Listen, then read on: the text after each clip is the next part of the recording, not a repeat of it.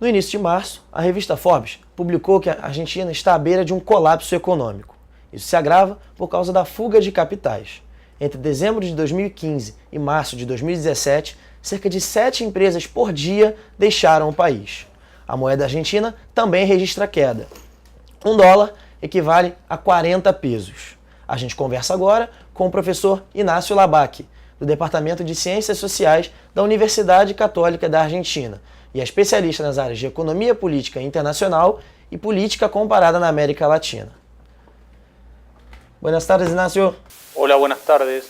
¿La Argentina está mismo a borde de un colapso económico? Yo diría que la Argentina está atravesando una crisis económica, ¿sí?, que es producto de una combinación de factores. Por un lado, el legado de la política económica del kirchnerismo, que dejó una serie de desequilibrios macroeconómicos, y la falta de habilidad del gobierno actual de lidiar con esos desequilibrios, tal vez producto de un diagnóstico exageradamente optimista acerca de tanto su capacidad para lidiar con esa serie de desequilibrios macroeconómicos, como también parte de una subestimación de los mismos.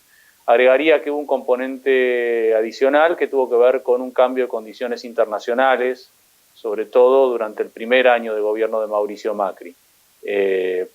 Ahora, hablar de que está al borde de un colapso económico, sí, está atravesando una profunda crisis económica. El año pasado la economía se contrajo un 2,6%, pero si uno lo compara con otras recesiones, la verdad es que en el año 2009, como producto de la crisis de Lehman Brothers, la economía se contrajo 6 puntos del producto, y si uno mirara el colapso de la convertibilidad, que me parece que es el verdadero parámetro de crisis que tiene cualquier argentino de mi generación, ahí la economía se redujo 11 puntos, y eso solamente en el año 2002. El colapso de la convertibilidad tuvo un prefacio, por decirlo de alguna manera, de un año, 2 años y medio de una caída de una economía sin crecimiento. Así que yo no sé si diría que está al borde de un colapso. Sí, tiene un problema bastante serio, no solamente la contracción del PBI del año pasado, sino el hecho que la inflación alcanzó un nivel inédito en los últimos 27 años. Sí. Me parece una descripción más acertada que la del colapso. Yo creo que en el 2002 sí uno podía pensar en colapso, no solamente por la salida del esquema de convertibilidad, sino por el hecho que la Argentina había declarado el impago de su deuda con acreedores privados, ¿no? Y con el desempleo tocando una cifra histórica, casi 30 puntos de la población económicamente activa y con casi el 60% de la población debajo de la línea de la pobreza. Hoy la economía no está en ninguna de esas situaciones. Ha habido un aumento de la pobreza, pero se estima que rondará el 33% de la población. De la Argentina, gracias a la asistencia del Fondo Monetario, no está en default, ¿sí? Y no ha habido una crisis del sector bancario tampoco. Sí, usted habló de optimismo exagerado del gobierno. Pesimismo, sí, optimismo exagerado del gobierno al comienzo de la gestión, sí. El gobierno, yo creo que sobreestimó sus capacidades para lidiar con la herencia recibida del kirchnerismo y subestimó la herencia. Doy un ejemplo. El gobierno aspiraba a bajar una tasa de inflación que correctamente medida, recordemos que el kirchnerismo mentía sobre las cifras de inflación, ¿no? Que una tasa de inflación correctamente medida debe haber finalizado el año 2015 alrededor del 24-25%. Y el plan original del gobierno era bajar esa inflación a un dígito en 4 años, ¿sí?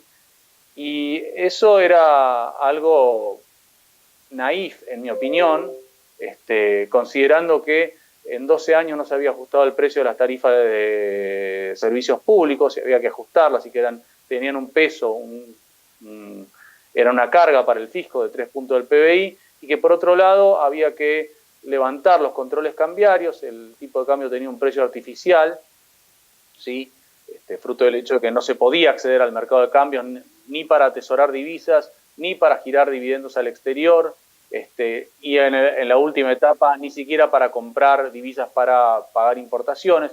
con lo cual iba a haber una devaluación inicial, que la hubo, digo, el precio del dólar subió inicialmente al comienzo de Macri un 40%, y fue realmente naif creer que eso no iba a tener un impacto sobre los precios, como fue naif no creer que el ajuste de las tarifas de servicios públicos iba a tener un impacto sobre el nivel general de precios. Usted habló de la tasa de inflación, que hoy es de 47%. En verdad es un poquito más alta, con los datos está un poquito arriba del 50 con el dato de febrero, en 12 meses, sí. Sí, y yo quería saber cómo las medidas del presidente Mauricio Macri intensificaron esos efectos. A ver, evidentemente el tipo de cambio tiene un impacto sobre los precios, y el hecho que el valor del dólar se haya duplicado en el curso del último año es lo que explica en buena medida, pero ya pensemos que la Argentina, el valor más bajo de inflación que había tenido en el mandato de Macri, en términos de 12 meses, debe haber rondado el 22%.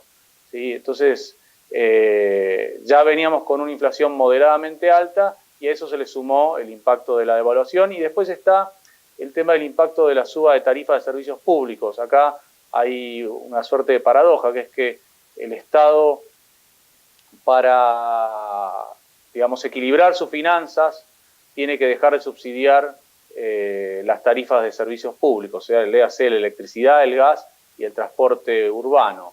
Y entonces, cada vez que sube esos precios, o sea, que reduce subsidios, eso agrega puntos de inflación. Entonces, entre la devaluación del año pasado y las subas de tarifas de servicios públicos, pensemos que tenemos subas de precios regulados anunciadas a fines de diciembre, pero que se van a extender hasta abril.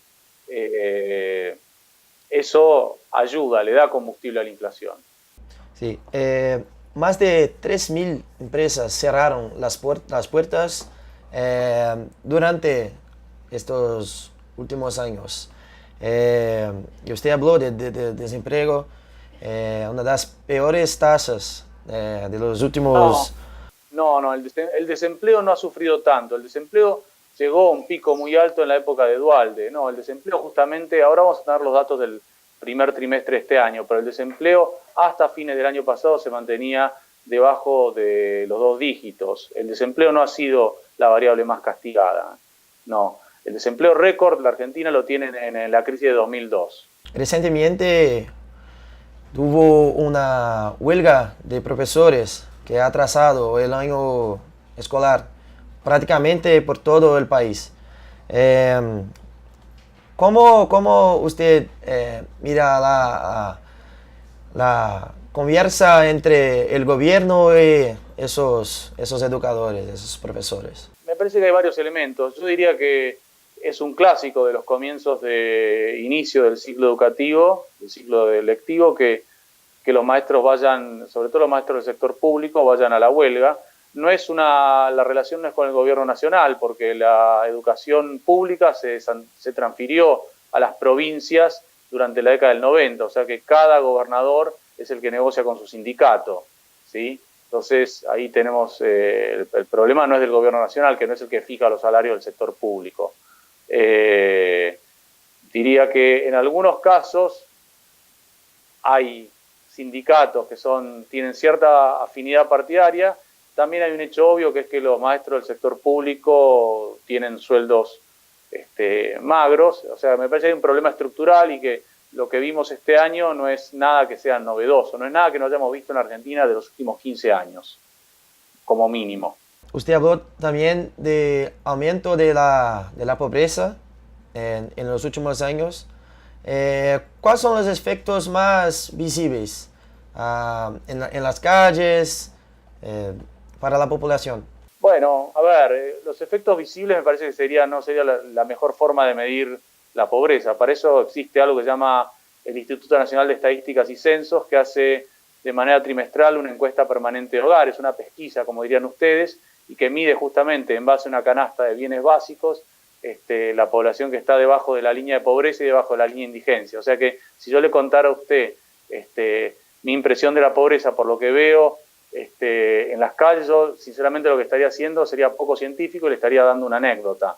Así que no me parece que sea la forma. En todo caso, yo me sigo midiendo por lo que dice la encuesta permanente de hogares, y la encuesta permanente de hogares sí dice que cerca de un tercio de la población vive debajo de la línea de pobreza. La tasa de reprobación de Mauricio Macri ha llegado a 64% en año de elección, en octubre.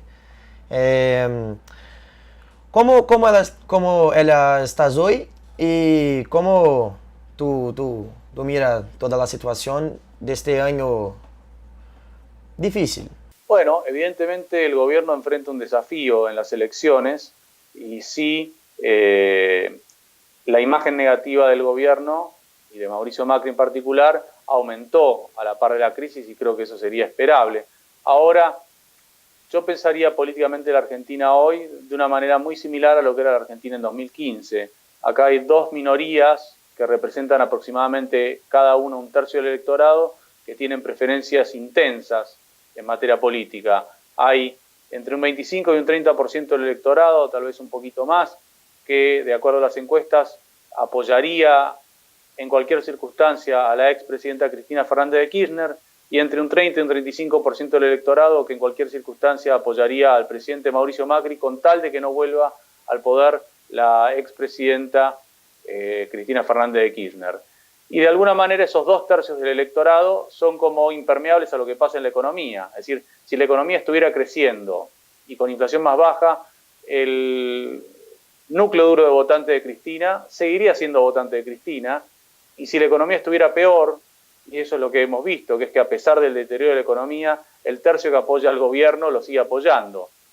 Entonces hay como dos sentimientos negativos muy fuertes, uno de fuerte rechazo al regreso de Cristina y otro de fuerte rechazo a la continuidad de Macri.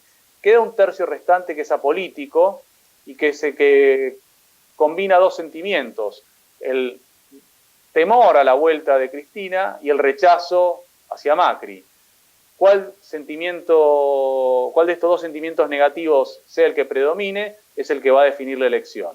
Salvo que aparezca un tercer candidato que, de alguna manera, como dice alguna persona, algún amigo mío, esto es como una especie de carrera entre rengos, entre lisiados, y que aparezca alguien que tiene las piernas sanas y los deje estos dos lisiados atrás. De momento no es el escenario. Estas dos minorías tienen preferencias muy intensas y que son difíciles de cambiar. El antikirchnerismo es muy fuerte justamente porque Cristina es la principal candidata opositora. Si de pronto Cristina no estuviera en la escena política, tal vez podríamos ver algún cambio, pero de momento, por muy paradójico que suene, es como que a pesar de la severidad de la crisis que atravesó la Argentina el año pasado y que todavía está atravesando, probablemente salga de la misma en el segundo trimestre de este año, el gobierno sigue teniendo chances de retener el poder. ¿Y cómo usted mira una forma para cambiar la situación actual de la Argentina? Si hay esperanza para el pueblo argentino de un cambio de la situación? Bueno, como dicen por ahí, lo último que se pierde es la esperanza, ¿no? Esperanza siempre hay. El futuro no está predeterminado. No me corresponde a mí decir cuál sería la fórmula correcta. Ojalá la tuviera. Si la tuviera sería yo político y estaría compitiendo en las elecciones. Pero no, yo soy simplemente analista político y profesor en la Universidad Católica. Ahora yo diría sí, que me parece que cuando termine el mandato de Macri va a haber algunas cuestiones que van a estar a medio resolver. Uno, tener cuentas externas saneadas, otro, tener unas finanzas públicas más ordenadas, la otra, tener un tipo de cambio, creemos, competitivo y que evite incurrir en los típicos vicios en los que ha incurrido la economía argentina en muchas de las últimas décadas. Apreciar el tipo de cambio y que sea muy barato para todos los argentinos vacacionar en el resto del mundo. Otra, que el Estado básicamente gaste muy por encima de sus posibilidades y que al punto tal que solucione ese tema, ya sea financiándolo con emisión o con endeudamiento, y cualquiera de estas dos soluciones terminan llevando siempre a la Argentina cada un periodo corto, relativamente corto tiempo, una crisis y que han hecho que la Argentina sea uno de los países con peor performance en materia de crecimiento económico en los últimos 50 años en la región. Así que yo creo que, más allá de la severidad de esto, tal vez, y como dato optimista, que quien venga el 10 de diciembre encuentre una situación algo más saneada, ¿sí?, como para encarar un proceso de crecimiento. ¿Cómo los otros países del mundo miren a Argentina en ese momento? En el mundo hay algo más de 192 países, ¿no? Entonces, la verdad que cómo lo mira cada uno yo no tengo la más mínima idea. Pero si me centro en lo que han sido el relacionamiento de la Argentina en los últimos años, yo diría que el gobierno de Macri tuvo un viraje en su política exterior y que apuntó a reconstruir lazos más con Europa Occidental y los Estados Unidos, sin desmerecer la buena relación que había construido el gobierno de Cristina Kirchner con China, pero sí un poco dejando atrás ciertos aspectos un poco más polémicos de una cooperación sur-sur del gobierno de Cristina, como por ejemplo con el gobierno de Irán. Diría que la Argentina, al menos de las principales potencias económicas, ha tenido bastante respaldo, ¿no?